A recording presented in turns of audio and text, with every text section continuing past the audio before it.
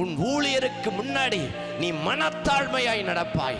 உன் கணவருக்கு முன்பாக மனத்தாழ்மையாய் இருப்பாய்.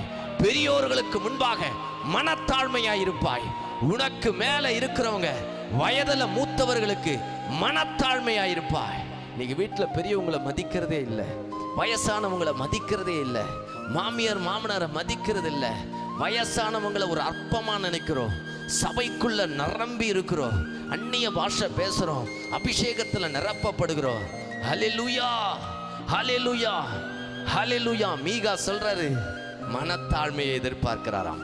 ஆண்டவர் சொல்றாரு உன் பாட்டுகளின் இரைச்சலை என்னை விட்டு அகற்று.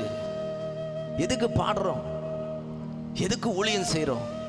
எதுக்கு அவருடைய நாமத்தை மகிமைப்படுத்துறோம்? எதுக்காக பிரயாசப்படுகிறோம்?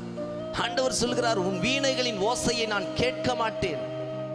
பாடுறது நல்லதுதான், தேவனை ஆராதிக்கிறது நல்லதுதான். ஆண்டவர் தாழ்மை வேணும்னு சொல்றாரு.